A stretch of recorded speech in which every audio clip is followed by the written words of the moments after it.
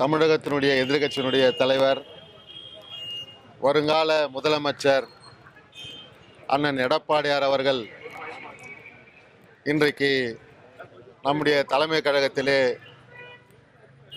நிர்வாகிகளோடு நேர்காணல் நடத்தினார்கள். அரக்கோணம் நாடாளுமன்ற தொகுதிக்குட்பட்ட கழகத்தினுடைய நிர்வாகிகள் அந்த நேர்காணலிலே கலந்து கொண்டு பல்வேறு ஆலோசனைகளை, பல்வேறு கருத்துக்களை எல்லாம் சொன்னார்கள். எங்களுடைய கழகத்தினுடைய பொதுச் செயலாளர் அண்ணன் எடப்பாடியார் அவர்கள் அனைவருடைய கருத்துக்கள், கழக நிர்வாகியினுடைய ஆலோசனைகள் எல்லாம் பொறுமையாக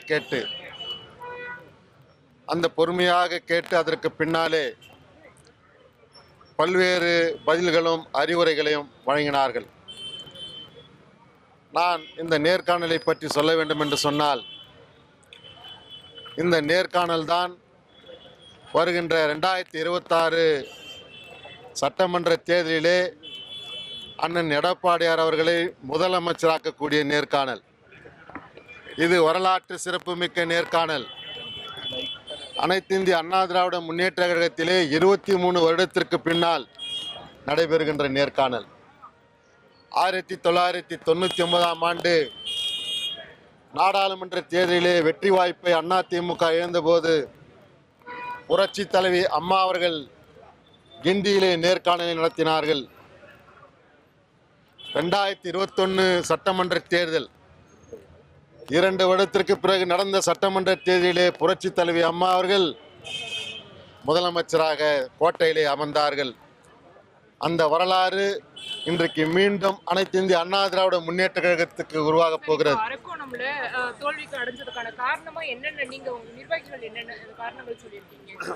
நிர்வாகிகள் கூட்டணி பலம், பிரதம வேட்பாளர் போன்ற குறைபாடுகள் இருந்ததால் தான் நம்முடைய வெற்றி வாய்ப்பு குறைந்தது என்று சொல்லியிருக்கிறார்கள்.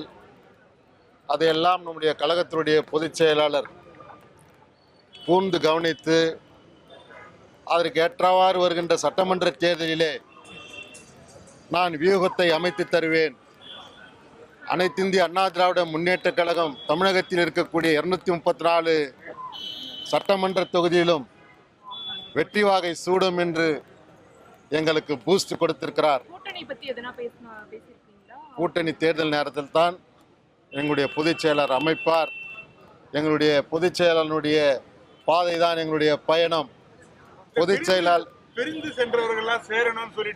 பொதுச் செயலாளர் என்ன கட்டளையிடுகிறாரோ அந்த கட்டளையை நாங்கள் எல்லாம் தலைமையில் ஏற்றுக்கொண்டு கழகப்பணி ஆற்றுவோம். எங்களுடைய ஒரே குறிக்கோள் 2026 எங்கள் எடப்பாடியார் தமிழகத்துடைய முதலமைச்சராக வர வேண்டும்.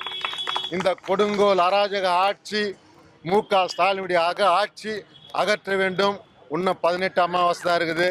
18 அமாவாசை முடிந்தவுடனே அண்ணன் எடப்பாடியார் தமிழகத்தினுடைய முதலமைச்சராக ஆட்சி கட்டிலே அமர்வார்.